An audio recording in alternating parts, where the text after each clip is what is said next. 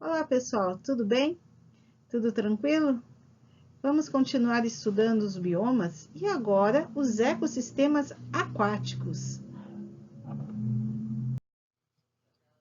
Oceanos. Nos oceanos encontramos os organismos marinhos classificados em três grandes grupos. Primeiro, plâncton. São organismos que vivem em suspensão na água, na superfície da água, sendo carregados pelas ondas e correntes. O fitoplâncton, que são as algas microscópicas, e o zooplâncton, que são, de modo geral, microcrustáceos. Nécton são organismos capazes de nadar ativamente, superando a força das correntes. E bentos são organismos que estão associados ao substrato, ou seja, ou vivem no substrato, no solo marinho, ou estão fixos nele. Ecossistemas de água doce.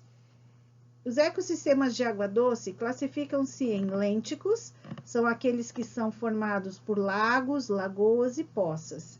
Caracterizam-se por águas paradas.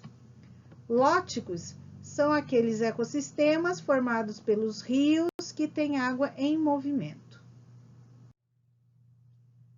Nos ecossistemas lóticos, nos rios, nós encontramos aqui algumas características. Eles são verticalmente mais homogêneos em termos de temperatura, oxigênio e nutrientes minerais. Apresentam grandes variações da nascente à foz.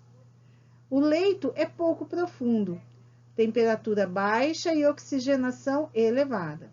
As características dos organismos dos rios dependem da velocidade das correntes de água.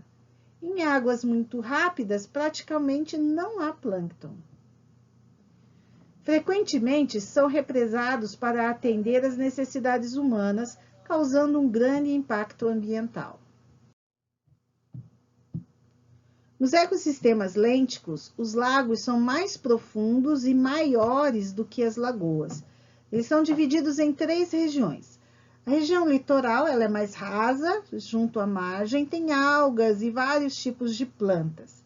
A região limnética corresponde à água aberta, ou seja, a região afastada da margem. Ela é ocupada pelo fitoplâncton, zooplâncton e peixes, os quais frequentemente visitam a zona litoral para alimentação e reprodução. E a última região, a região profunda ou pelágica. Nessa região, nós não encontramos seres fotossintetizantes. Os organismos desse local dependem do alimento das outras zonas. Conforme a profundidade, pode haver pouco oxigênio, favorecendo o desenvolvimento de bactérias anaeróbias. Os estuários. Estuários são ecossistemas de transição, onde os rios desembocam no mar. Nos estuários, nós encontramos uma grande variação de salinidade da água. É um ambiente rico em nutrientes e serve como berçário de muitas espécies de peixes e crustáceos. O exemplo clássico de estuários são os manguezais. Os oceanos. Os oceanos eles cobrem cerca de 70% da superfície da Terra. Nos oceanos ocorre a menor variação dos fatores abióticos do que nos ecossistemas terrestres. A temperatura superficial da água ela varia de acordo com as estações do ano e de acordo com a latitude. A temperatura da água ela também diminui de acordo com a profundidade, mantendo-se constante nas águas profundas, entre 2,5 a 4 graus Celsius. Os principais componentes abióticos que interferem nos oceanos são a temperatura, salinidade, as correntes marinhas, a penetração da luz e os nutrientes minerais. Vamos agora estudar alguns dos fatores abióticos. A salinidade. Os oceanos eles contêm sais dissolvidos em forma de íons. O sal mineral mais comum, encontrado em maior quantidade nos oceanos, é o cloreto de sódio. Em regiões próximas à costa, a salinidade é menor e mais variável. Correntes marinhas. As correntes marinhas têm uma ação combinada dos ventos, da rotação da Terra e de diferenças de densidade da água em função da temperatura e da salinidade. As principais correntes marinhas são responsáveis pela dispersão dos organismos marinhos. As marés resultam da influência conjunta da atração gravitacional do Sol e da Lua sobre a Terra. Penetração de luz. Em relação à luminosidade nos oceanos, existe uma classificação. Nós temos aqui a zona fótica, que é a zona iluminada do oceano, é rica em algas e em animais, principalmente aqui as algas do fitoplâncton marinho, pois elas são responsáveis por mais ou menos 95% do oxigênio livre na atmosfera, na produção desse oxigênio livre na atmosfera. A zona fótica, ela estende-se até aproximadamente 200 metros de profundidade. Temos também a zona afótica. Na zona afótica, ocorre a ausência total de luz. Os nutrientes minerais. Na faixa das marés, a faixa das marés é chamada de interdital. É uma região próxima à costa. Ocorre a concentração maior de nutrientes, porque é uma região bem mais oxigenada e com uma insolação intensa. Em alto mar, a concentração de nutrientes minerais é menor. Principais zonas dos oceanos. A zona litoral, zona nerítica, que localiza-se sobre a plataforma continental, a zona oceânica, que é o mar aberto.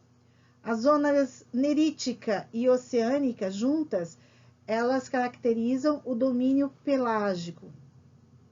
Domínio bentônico. Domínio bentônico é formado pela zona sublitoral, que é a plataforma continental, a zona batial, que localiza-se de 200 metros a 2.000 metros de profundidade, zona abissal, que vai de 2.000 metros a 6.000 metros de profundidade, e a zona adal, de 6.000 metros a 11.000 metros de profundidade, que é a maior profundidade conhecida pelo homem até hoje, localiza-se na Fossa das Marianas, no Oceano Pacífico. Aqui nós temos uma ilustração dessas regiões, né, em que os oceanos são divididos.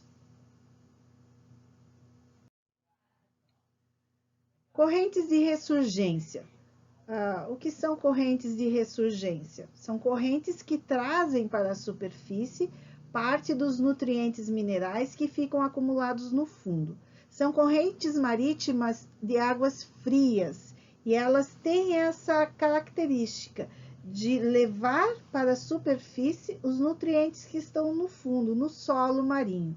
Nesses locais, por conta desse movimento da água, há abundância de peixes por conta dos nutrientes.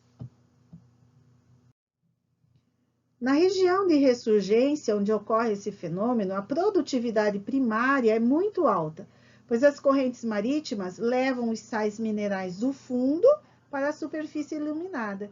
Esse fenômeno aumenta o número de produtores e, em consequência, o de consumidores, o que torna a região propícia à pesca. Então é isso aí, pessoal. Chegamos ao final de mais uma videoaula de biologia. Eu espero que tenham compreendido o conteúdo que nós estudamos. Caso você tenha alguma dúvida do que foi estudado nesta videoaula, anote e vamos conversar sobre essa sua dúvida na nossa sala de aula virtual. Desejo uma ótima semana para todos vocês, que Deus os proteja e os abençoe durante toda essa semana. Até a próxima!